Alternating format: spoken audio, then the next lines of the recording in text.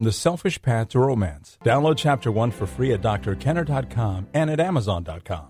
And I want to go to the phones now and welcome Alexandria. Hello. Hi. You have a question about dying? Yes. Well, I mean, the thing is I've been having this kind of weird phobia for about 2 years, and it sometimes hits me during my birthday. How old are you? Well, today I'm 24. Okay. Happy birthday. Thank you. Oh, I guess it's not a happy one if you're afraid of dying, right? Yeah. Okay, we'll try to put a dent in that, see if you can get some pleasure from it. And usually I can get away with these thoughts pretty fast by thinking of something else. Okay, so I keep picturing, my funeral and my death and me dying young. Yeah. And I feel awful about it. Right now I'm engaged. Yeah. And my fiancé is going into the Army. And next year it seems kind of uncertain of where we'll be. So I kind of think, is that the reason? I'm not sure. Okay. But then I was having these phobias before he decided to join the Army. Okay, so you're doing something wonderful for yourself. Whenever you have intrusive thoughts that you don't want to be there, sometimes they're even called pop-up thoughts. They just pop into your mind, and you don't want them there. How do you pop them back out of your mind, and how do you do it in a way where they don't get a foothold in there again? So Yeah, go ahead. Well, before, now I've been thinking constantly. I've been thinking about it constantly for about a week or two. Yeah. But before I would think about stupid things. I would think about Star Wars, or I would think about something that would change my mind. Okay, so you use distraction. The good thing you're doing is you're focusing on it to get rid of it. It's a problem to solve. And when any of us have a psychological problem, if we don't focus on the problem to solve it, Alexandria, then we're never going to fix it. So you're focusing on it, and you're identifying some very important facts. One is that it started 2 years ago. Two, that you've had some limited success with using distraction, thinking about stupid things, you called it, right? Yeah. 3, that you know that there's a component that may be related to the fact that your boyfriend or your fiancé is going into the Army, and that is scary. And he doesn't know where he will be stationed, and that is a potential life-threatening situation, isn't it? Yes. So and the thing is, it's recently I've started to see I feel like I'm foretelling my own death because I keep thinking of seeing hints on television. Yeah. Someone mentions a funeral or death or something. Okay. Even though I know it's no big deal. Imagination is wonderful if you're creating playful Disney movies.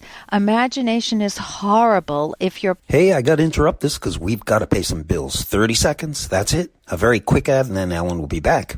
Romance. I wish I knew more about what girls want from a relationship.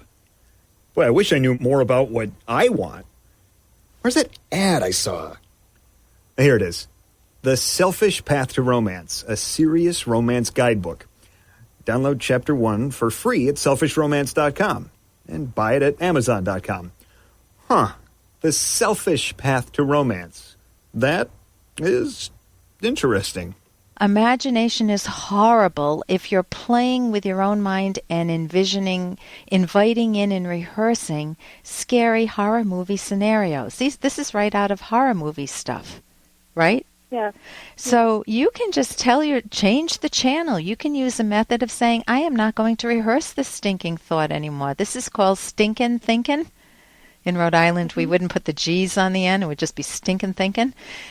And that is a cognitive therapy term that's used, a therapy term, stinking thinking. When I have stinking thinking, Alexandria, I want to figure out, is there any merit to this? For example, if I'm 24, I meaning Ellen, if I'm 24 years old and I think I'm fearing my own death, well, do I have cancer?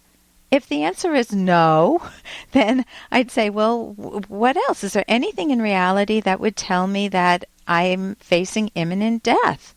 And if I lived in a concentration camp, I'd say, well, yeah, but I don't.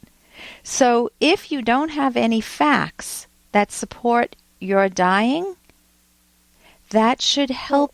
Go ahead.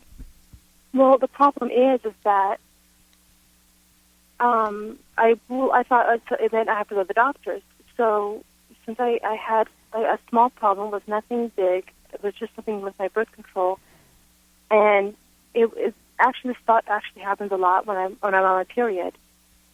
Also, I found out from my grandmother recently that we have cystic fibrosis of the uterus. Okay. That runs in our family. Even though I know it's not deadly, it still kind of scares me a bit.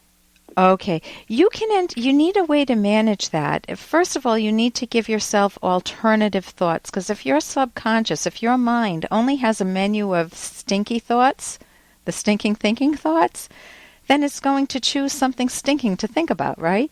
But if you have,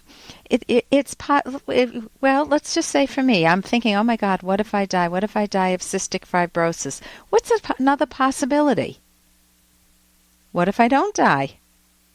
Yes. What if I never get it? Right? Yeah. That's the thing is, I know it's not cystic fibrosis of the kind that people die from, because if that was the case, my grandparents would be dead.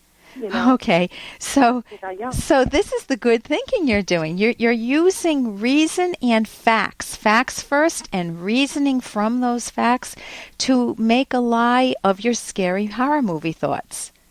You're saying, I never had to think about it. And you want to get to the point where you can just laugh at those thoughts. They come up and you say, I'm not playing that game anymore. I'm not going to indulge this thinking. I'm not going to envision my funeral. I'm so young. You are so young that I refuse to play that game. I am going to enjoy my life and think about having some fun and think about good things with my fiancé and enjoy what I have. Yeah. I mean, the thing with my fiance is that we've been together almost every day for 6 years. Yeah. And he's going to be gone for 5 months. Oh, you need a way to handle that. There are support groups, Army support groups. Are you aware of them? I'm assuming you are.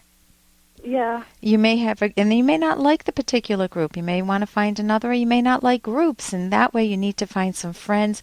You do need to build a parallel life with things you love doing. Things that are hobbies, interests.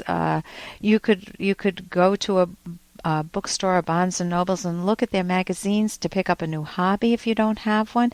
I do have one question, if it's okay with you, and that's, what happened 2 years ago that you got this phobia?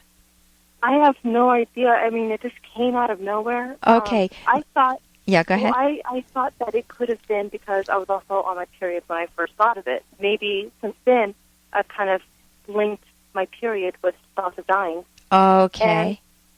And also, I was in the middle of writing a story where the main character dies. Okay.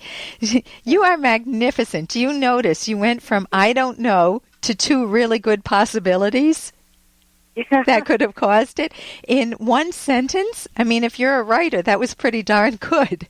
So if you're a mystery writer, you just solved your own mystery, or at least you're on the way to it. So if you mentally associated your period to with dying, and if you had a character and a plot in your story that was dying, and then you kind of took that upon yourself, I'm not surprised and you're not surprised. Listen, I think you're doing some really good thinking work, and I would recommend cognitive therapy. You could go to my website, drkenner.com, and I have a link to a cognitive therapy website, and there are also good cognitive therapy books on my website. One of them is Mind Over Mood. Thank you so much for the call, Alexandria. Thank you very much. You're welcome. For more Dr. Kenner podcast, go to drkenner.com and please listen to this ad. Here's an excerpt from The Selfish Path to Romance, the Serious Romance Guidebook by clinical psychologist Dr. Ellen Kenner and co-author Dr. Edwin Locke. Communication is not only verbal. Observe how your partner acts in different situations. How one acts is a form of communication, inadvertent or not, and it can reveal valuable clues to your partner's values and deepest feelings. For example, does your partner withdraw in the face of conflict? Is your partner easily angered or depressed by criticism? Does your lover get excited when you dress or undress in certain ways? Do your partner's moods change in predictable or unpredictable ways in response to people or events? Such observations set the stage for ongoing communication. You can download Chapter 1 for free by going to drkenner.com. And you can buy The Selfish Path to Romance at Amazon.com.